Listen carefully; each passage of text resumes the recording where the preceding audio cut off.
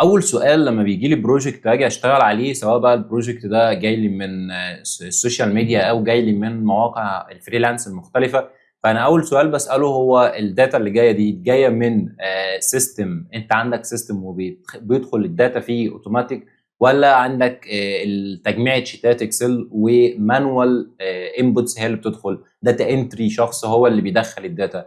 لو الداتا دي داخله بهيومن، فصدقني انت بتعاني كتير جدا لما بتيجي تعمل بري بروسيسنج للداتا وكلين للداتا، لان بيبقى فيه كم عبث غير طبيعي في الداتا، زائد ان اللي بيدخل الانبوتس دي بيدخلها بشكل هو مش متخيل ان هو هيجي في يوم من الايام مثلا ونعمل اناليسز للداتا دي. هو ممكن يدخل اسم دولة مثلا مرة بالالف ولام ومرة من غير، مرة ممكن بت مربوطة ومرة من غير، ممكن يدخل اسم شخص مثلا بهمزه ومره من غير همزه، ممكن التاريخ يدخل التاريخ مره صح ومره غلط، صيغه التاريخ نفسه ممكن يحط سلاش وممكن يحط شرطه. فاي داتا داخله انبوت عن طريق داتا انتري او شخص موظف بيدخل الداتا لمجرد انه بيحفظ الداتا دي عنده، مش عارف قد ايه اهميه الداتا كواليتي واهميه ان انت تبقى مخزن الداتا بشكل كويس.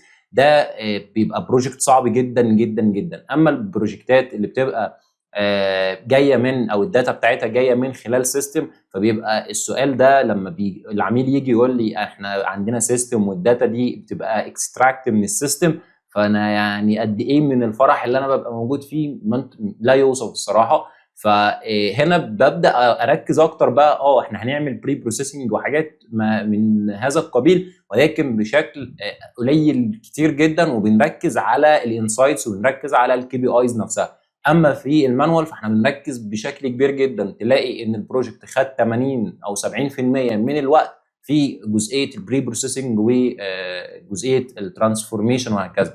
الوقت ده بناخده في ان احنا نفكر بقى في الداتا نفسها لما يبقى عندنا الداتا طالعه من سيستم. لو الفيديو عجبك ما تنساش تعمل لايك، ولو انت عندك اي سؤال او استفسار ما تنساش تكتبه لي في التعليقات، ولو انت مش مشترك في القناه اشترك وفعل زر الجرس. واشوفكم على خير، والسلام عليكم ورحمه الله وبركاته.